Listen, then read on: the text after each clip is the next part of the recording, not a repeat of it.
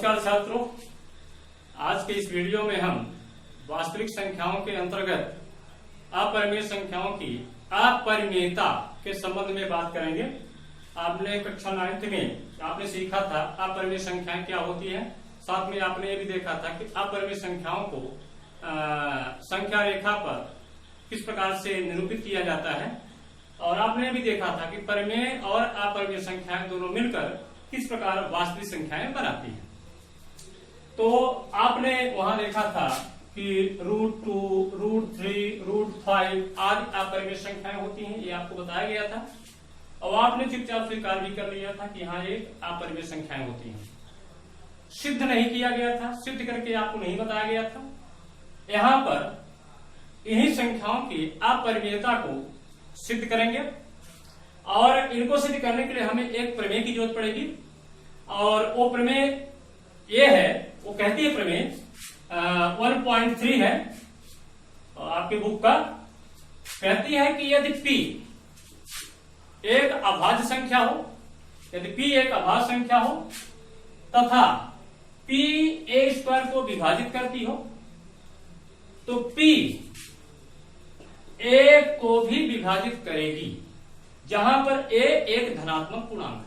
एक बार और सुन लीजिए, ये प्रमेय कहती है कि यदि p एक अभाज्य संख्या हो तथा p a² को a के वर्ग को विभाजित करती हो, तो p a को भी विभाजित करेगी, जहां a कोई धनात्मक पूर्णांक है।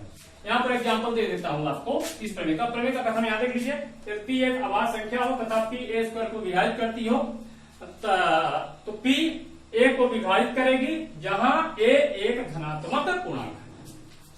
p का अभाज्य होना जरूरी है। अभाज्य संख्या जानते हैं 2, 3, 5, 7 के बाद 11, 13, इस प्रकार से जो संख्याएं होती है उनको हम अभाज्य कहते हैं। और यहां पर जो अभाज्य संख्याएं हैं इनके संबंध में, जैसे कि मान लीजिए कि संख्या 3 है, अभाज्य संख्या है, 6 का वर्ग कितना होगा 36, तो संख्या 3 6 के वर्ग अर्थात 36 को विभाजित करती है। तो प्रमेय के अनुसार 3 को 6 को भी विभाजित करना चाहिए, तो 3 का भाग जाएगा कि नहीं जाएगा? 3 6 को विभाजित कर देगी, प्रमेय भी यही कहती है। लेकिन यदि हम देखें 4 6² के वर्ग 6² के मान कितना होगा 36, तो 4 6 के वर्ग अर्थात 36 को विभाजित करता है, लेकिन 4 6 को विभाजित नहीं करता है। 4 6 को विभाजित नहीं करता है, 6 को विभाजित नहीं करता है। क्यों नहीं कर रहा है? उल्लंघन कर रहा है, क्योंकि इस प्रमेय के हिसाब से जो संख्या है यहाँ 4, उसको अभाज्य होना चाहिए। तो यहाँ पर जो प्रमेय का कथन है उसका जो आशय है ये आपने देख लिया। अब आइए इस प्रमेय का इस्तेमाल हम करेंगे अपरिमेय संख्याओं की अपरिमेयता को सिद्ध करने के लिए। तो हम क्वेश्चन नंबर 1 लेते हैं, है सिद्ध कीजिए कि √2 एक अपरिमेय संख्या है, एक अपरिमेय संख्या है। एक प्रमेय भी है 1.4, इसको हमने क्वेश्चन के रूप में लिया है। सिद्ध कीजिए कि √2 एक अपरिमेय संख्या है। तो यहां पर इसको सिद्ध करने के लिए हम एक विधि का इस्तेमाल करेंगे। उस विधि का नाम है विरोधाभास विधि। गणितीय जो कथन होते हैं, समस्याएं होती हैं, उनको सिद्ध करने के कई तरीके होते हैं। उन तरीकों में से एक तरीका है विरोधाभास विधि। इसमें क्या करते हैं, जो कहा जा रहा है वो ना मान करके हम उल्टा मानते हैं। जब उल्टा मानते हैं तो हमको परिणाम भी गलत मिलता है, और उस गलत परिणाम के आधार पर हमें सिद्ध करते हैं कि जो हमने माना वो गलत है, जो नहीं माना वो सही है। तो आइए हम इसी तकनीक का इस्तेमाल करेंगे यहाँ पर। तो यहां हम सॉल्व करते हैं। यदि संभव हो तो माना √2 एक परिमेय संख्या है। हमने मान लिया कि √2 एक परिमेय संख्या है। तो जब √2 को हमने एक परिमेय संख्या मान लिया, तो आपको पता है इसको हम p/q के रूप में लिख सकते हैं। तो आइए लिखते हैं √2 एक परिमेय संख्या है। माना √2 बराबर p/q। √2 को हम p/q के रूप में लिख सकते हैं। यहां शर्त है, जैसा कि आप जानते हैं, जहां pq पूर्णांक है तथा q नॉट इक्वल टू 0। यहाँ नीचे का जो पूर्णांक है उसका मान 0 नहीं होना चाहिए, नहीं तो यह परिमेय संख्या नहीं होगी। यहाँ एक शर्त और हम ले लेते हैं।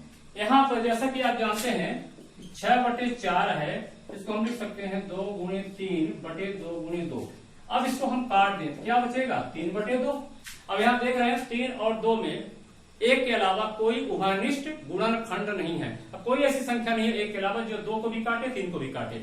लेकिन यहाँ पर 6/4 जो है, इसमें 2 ऐसी संख्या थी जो 4 में भी भाग चला जाता है और 6 में भाग चला जाता है। तो इस रूप में जब परिमेय संख्या को लिखा जाता है तो इसे हम कहते हैं न्यूनतम रूप, लोवेस्ट फॉर्म कहा जाता है। यहाँ पर हम मान लेते हैं कि जो हमारा p और q है ये न्यूनतम रूप में है, अर्थात इनमें एक के अलावा कोई उभयनिष्ठ गुणनखंड नहीं है। मान लेते हैं, माना p और q में एक के अलावा अतिरिक्त कोई उभयनिष्ठ गुणनखंड नहीं। मान लिया हमने कि p और q में एक के अलावा कोई उभयनिष्ठ गुणनखंड नहीं है। देखते हैं क्या ये रिजल्ट हमारे किस काम में आता है और किस रूप में काम आता है। यहां पर अब क्या करते हैं, दोनों का वर्ग कर देते हैं। तो वर्ग करने पर मिलेगा 2 बराबर हो जाएगा p² q²। यहां क्या किया, दोनों ओर का वर्ग करने पर दोनों का हमने वर्ग कर दिया, पुनर्व्यवस्थित कर दीजिए इसको हम लिख रहे हैं 2q² बराबर हो जाएगा p²। इसका नाम दे दीजिए, हमने समीकरण नंबर 1 दे दिया। इसको यहां लिख सकते हैं, आपने क्या किया, कुछ नहीं, इसको तीसरा गुना किया है। इसको लिख दीजिए पुनर्व्यवस्थित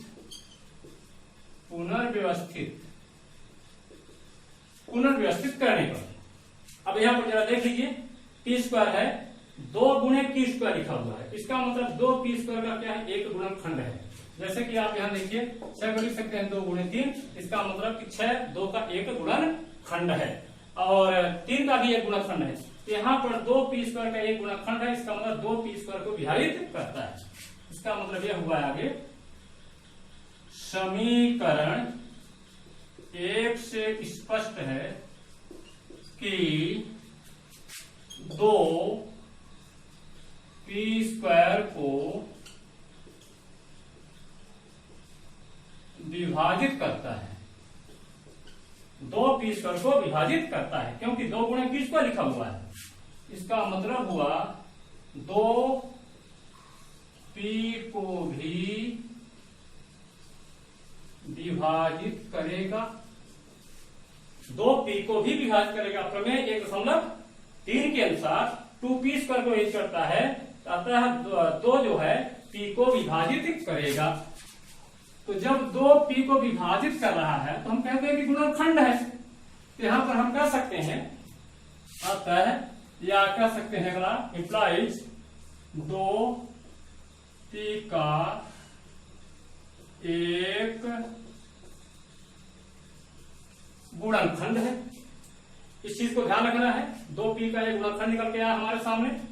तो जब 2p का एक गुणनखंड है तो p को कैसे लिख सकते हैं, तब माना p बराबर 2m, ऐसा हम लिख सकते हैं, क्योंकि 2p का गुणनखंड है तो p बराबर 2m लिखा जा सकता है, जहां m एक पूर्णांक है। अब p के मान को हम क्या करें, जरा देखें, समीकरण जो हमारा 1 आया यहां पर हम रख दें। p के मान को समीकरण 1 में रखने पर हमें क्या मिलेगा, जरा देख लीजिए आप। 2q² बराबर 2m का होल स्क्वायर 2q का स्क्वायर आ जाएगा 4m², तो q स्क्वायर आ जाएगा 4m² अपॉन 2। यहां पर हम यहां से काट 2 एकम 2 दूना, क्या मिला, q स्क्वायर बराबर 2m²। इसको हम समीकरण 2 दे दें। यहां से हमें एक रिजल्ट और प्राप्त हो रहा है। फिर से आप देखिए q स्क्वायर के बारे में, q स्क्वायर बराबर है 2 गुणे m²। इसका मतलब है कि 2 q स्क्वायर को विभाजित करेगा। तो समीकरण 2 से स्पष्ट है कि 2 q स्क्वायर को क्या करता है, विभाजित करता है। तो जब 2 q स्क्वायर को विभाजित करता है, 2 अभाज्य संख्या है, इसे q को भी विभाजित करेगा। इंप्लाई 2 q को भी विभाजित करेगा, 2 q को भी विभाजित करेगा। इसका मतलब और स्पष्ट करते हैं, 2 q का एक गुणनखंड है। अब यहां पर देखिए आप, मजेदार बात क्या आ गई कि 2 q का एक गुणनखंड है और यहां 2 p का भी एक गुणनखंड है। ये तो ऐसा हुआ 2 p और q दोनों का गुणनखंड है, जो कि हमने क्या माना था कि एक के अलावा कोई गुणनखंड नहीं है। यहां पर हमारा उत्तर क्या होगा, अगला वाला तर्क ही है। इस प्रकार अभी तक जो परिणाम आया है, इस प्रकार 2 p और q का एक उभयनिष्ठ गुणनखंड है। लेकिन हमने क्या माना था कि p और q का एक के अलावा कोई उभयनिष्ठ गुणनखंड नहीं है। यहाँ आ रहा है 2p और q का एक उभयनिष्ठ गुणनखंड। यह तो विरोध हो रहा है, यानी जो हमने माना था उसका उल्टा हो रहा है। तो यहां हम कह सकते हैं किंतु यह इस तथ्य का विरोध करता है, किंतु यह जो ऊपर रिजल्ट मिला है इस तथ्य का विरोध करता है कि p और q का एक के अतिरिक्त कोई उभयनिष्ठ गुणनखंड नहीं है। हमने माना था कि p और q का एक के अलावा कोई उभयनिष्ठ गुणनखंड नहीं है, लेकिन ये उल्टा रिजल्ट मिल रहा है। इसका मतलब है जो हमने माना था उसका ये विरोध करा है। ये विरोध आया कहां से, ये जो विरोधाभास आया है ये उसका कारण क्या है, कैसे उत्पन्न हुआ। उत्पन्न इसलिए हुआ है कि जो हमने माना था एक्चुअल में वो गलत माना था। यह विरोधाभास हमारी इस गलत जो हमने माना था वो गलत था, हमारी इस गलत कल्पना के कारण, जो हमने कल्पना किया था कि ऐसा है, यह विरोधाभास हमारी इस गलत कल्पना के कारण उत्पन्न हुआ है। किस परिकल्पना के कारण हुआ है कि √2 एक परिमेय संख्या है। यानी जो हमने माना था वो गलत माना था, इसीलिए तो विरोधाभास उत्पन्न हुआ है। यहां से निष्कर्ष निकलता है कि जो हमने माना था वो गलत है, जो नहीं माना था, जो कह रहा था वही सही है। अतः √2 एक अपरिमेय संख्या है। आइए अब हम एक दूसरा क्वेश्चन लेते हैं। क्वेश्चन नंबर 2 है, सिद्ध कीजिए कि √5 एक अपरिमेय भी वही चीज प्रूव करना है, हमें सिद्ध करना है कि √5 एक अपरिमेय संख्या है। तो जो लॉजिक है, जो तर्क है, सेम चलेगा। तो यहाँ पर आइए इसको सॉल्व करते हैं। यदि संभव हो तो माना √5 एक परिमेय संख्या है। यहां भी वैसे हम गलत मान के चल रहे हैं, तो आगे हमको रिजल्ट गलत मिलेगा। गलत काम करेंगे तो गलत रिजल्ट मिलेगा। आइए देखते हैं क्या होता है। तो जब हमने √5 को एक परिमेय संख्या मान लिया, जिसे हम p/q को लिख सकते हैं, तब माना √5 बराबर p/q। शर्त है यहाँ पर कोई परिमेय संख्या p/q के रूप में लिखी जा सकती है। शर्त है कि p और q क्या हो, पूर्णांक हो, और q का मान 0 नहीं होना चाहिए। तो यहाँ पर हम बता देते हैं, जहां p और q पूर्णांक है तथा q नॉट इक्वल टू 0। यहाँ पर हमने फिर से q को नॉट इक्वल टू 0 किया है। एक चीज हमें और मान लेते हैं कि p और q का एक के अलावा कोई उभयनिष्ठ गुणनखंड नहीं है। माना p और q का एक के अतिरिक्त कोई उभयनिष्ठ गुणनखंड नहीं। हमने मान लिया कि p और q का एक के अतिरिक्त कोई उभयनिष्ठ गुणनखंड नहीं। चलिए ठीक है, यहां तक मान लिया। ये क्लास क्या होगा, दोनों का वर्ग कर दीजिए। दोनों ओर का वर्ग करने पर, अच्छा दोनों का वर्ग कर देंगे, √5 का वर्ग 5 होगा। 5 बराबर इधर क्या हो जाएगा, p का वर्ग, यहां हो जाएगा q का वर्ग। अब इसको ऐसा करिए कि दिशा गुना कर दीजिए, तो अगला स्टेप हो जाएगा 5q² बराबर हो जाएगा p²। यहाँ पर हमने क्या किया, समीकरण 1 से लेते हैं, यहाँ कुछ नहीं, पुनर्व्यवस्थित कर दिया। तो यहाँ लिख सकते हैं पुनर्व्यवस्थित करने पर अब यहां से क्या स्पष्ट हो जाएगा, देखिए p² किस में लिखा है, 5 गुणे q²। इसका मतलब 5p² को विभाजित करता है। समीकरण 1 से स्पष्ट है कि 5p² को क्या करेगा, विभाजित करता है। और चूंकि 5 अभाज्य संख्या है और p² को विभाजित कर रहा है, इसलिए प्रमेय 103 के अनुसार 5p को भी विभाजित करेगा। इंप्लाइज करेगा 5p को भी विभाजित करेगा। यहाँ कारण बता सकते हैं, क्योंकि 5 कैसी संख्या है, अभाज्य संख्या है, भाज्य संख्या के लिए लागू नहीं है। तो 5p को विभाजित करेगा, इसका मतलब क्या हुआ, और स्पष्ट कर लीजिए, 5p का एक गुणनखंड है। 5p का एक गुणनखंड है।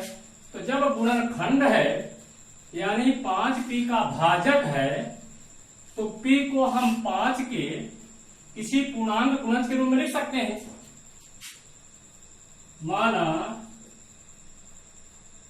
या ऐसा लिख सकते हैं, तब p बराबर 5m लिखा जा सकता है, जहां m कोई पूर्णांक है,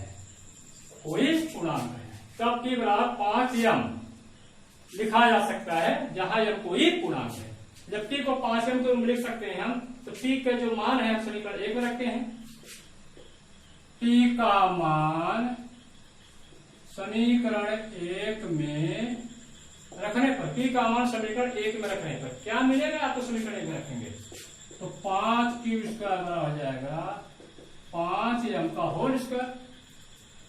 अगला स्टेप हो जाएगा 5q² आ जाएगा 5m 25m²। 5 को घर जाने दीजिए, इम्प्लाइज करेगा क्यू स्क्वायर बराबर हो जाएगा 25 m स्क्वायर बटे 5। 5 से काट दीजिए, 5 एक कम, 5 25। फिर अगला रिजल्ट क्या मिला, क्यू स्क्वायर बराबर 5m स्क्वायर। यहां पर हमें मिला क्यू स्क्वायर बराबर 5m स्क्वायर। समीकरण 2 दे लीजिए। फिर से हमको एक रिजल्ट आ रहा है हमारे सामने, यहाँ क्यू स्क्वायर बराबर 5 गुणे m स्क्वायर। इसका मतलब है कि 5 क्यू स्क्वायर को विभाजित करेगा। यहाँ पर आ जाएगा समीकरण 2 से स्पष्ट है, क्लियर है, स्पष्ट है कि 5 क्यू स्क्वायर को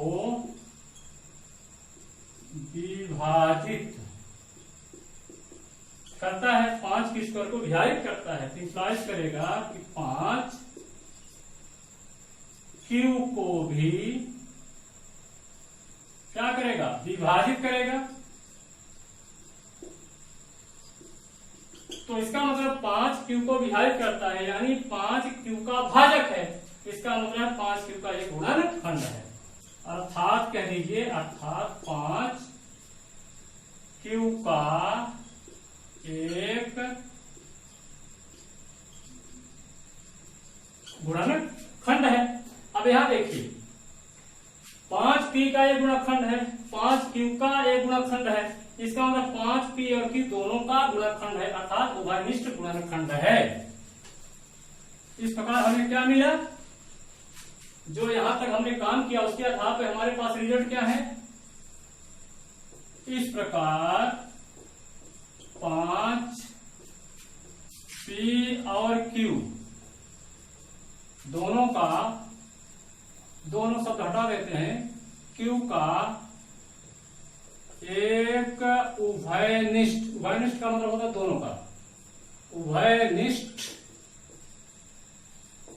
गुणनखंड है। जबकि हमने क्या माना था कि पी और क्यू का एक के अलावा कोई उभयनिष्ठ गुणनखंड नहीं है। यहाँ पर रिजल्ट क्या आ रहा है कि 5 पी और क्यू का एक उभयनिष्ठ गुणनखंड है।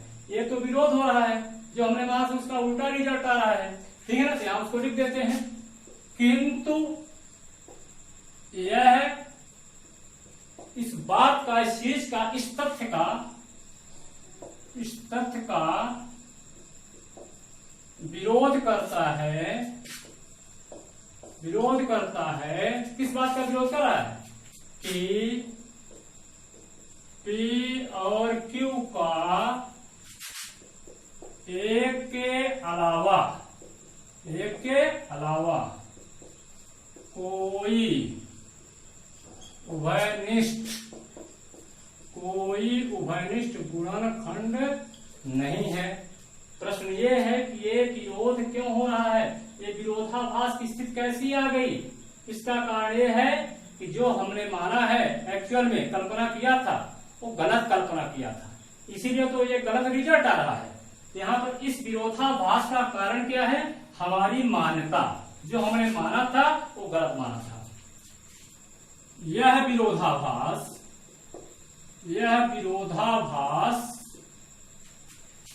हमारी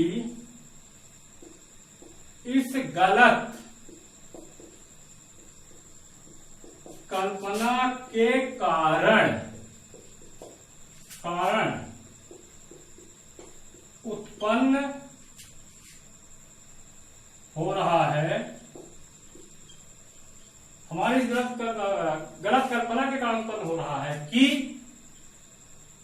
√5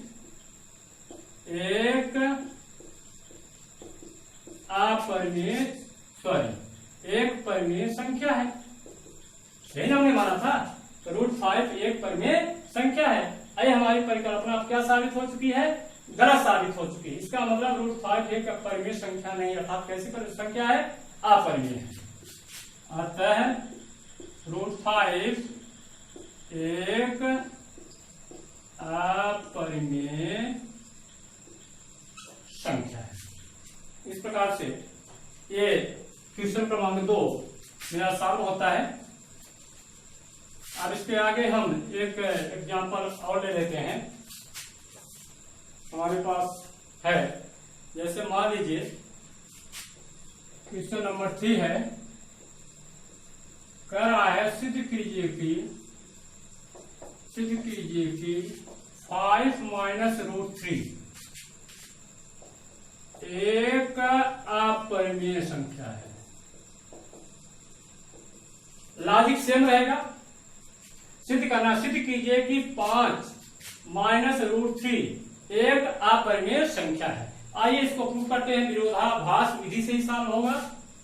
तो यदि संभव हो, फिर वही भाषा, यदि संभव हो तो माना, हम गलत ही तो मान रहे इसमें, यदि संभव हो तो माना 5 माइनस रूट 3 एक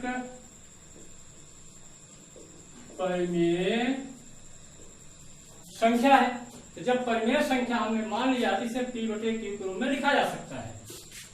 तब 5 माइनस रूट 3 बराबर, चल लिख लेते हैं, संकेत बदल देते हैं, A बटे B कर लेते हैं, जहां A और B पूर्णांक है।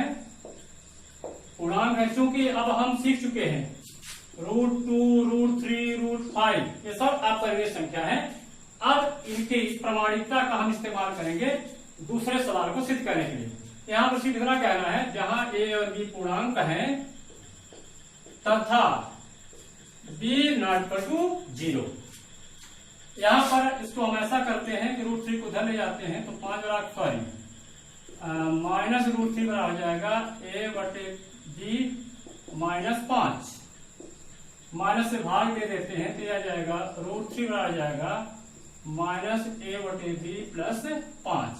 या एक स्टेप और लिख लें, यह जाएगा 5 माइनस A बटे B। या और भी सॉल्व करना हो तो कर लीजिए। रूट 3 बराबर जाएगा 5B minus A upon B। जरा यहां देख लीजिए आप, A, B और 5 ये पूर्णांक है। अब पूर्णांकों को जोड़ेंगे, गुणा करेंगे तो आपको पूर्णांक ही मिलेगा। तो नीचे भी पूर्णांक है, ऊपर भी पूर्णांक है। तो पूर्णांक बटे पूर्णांक कौन संख्या होती है? परिमेय संख्या होती है। तो यहाँ पर ये परिमेय संख्या हो गई और ये अपरिमेय संख्या है। हम जानते हैं अपरिमेय संख्या बराबर परिमेय संख्या। ये तो असंभव वाली बात हो गई कि परिमेय संख्या परिमेय संख्या के बराबर होती है।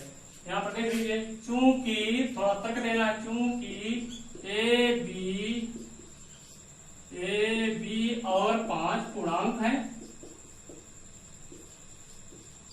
हैं, अतः 5B माइनस A बटे B एक परिमेय संख्या होगी। एक परिमेय संख्या होगी। तो ये एक परिमेय संख्या हो गई। और जानते हैं कि रूट 3, किंतु यहां तक देते, किंतु रूट 3 एक अपरिमेय संख्या है। अपरिमेय संख्या है। तो समीकरण 1 से हमें क्या मिला? समीकरण 1 से, अतः समीकरण 1 से हम क्या लिख सकते हैं? अपरिमेय संख्या बराबर परिमेय संख्या। यहां से मिला अपरिमेय संख्या बराबर परिमेय संख्या। क्या ये संभव है? नहीं संभव है, असंभव है। किंतु क्या लिख दीजिए? जो कि असंभव है। ये भी एक विरोधाभास में प्राप्त हो रहा है, क्योंकि अपरिमेय संख्या प्राप्त हो रही है। तो ये विरोधाभास किसके कारण उत्पन्न हो रहा है? जो हमने माना है, जो हमारी परिकल्पना थी, हमारी सोच थी, वो गलत थी। यह विरोधाभास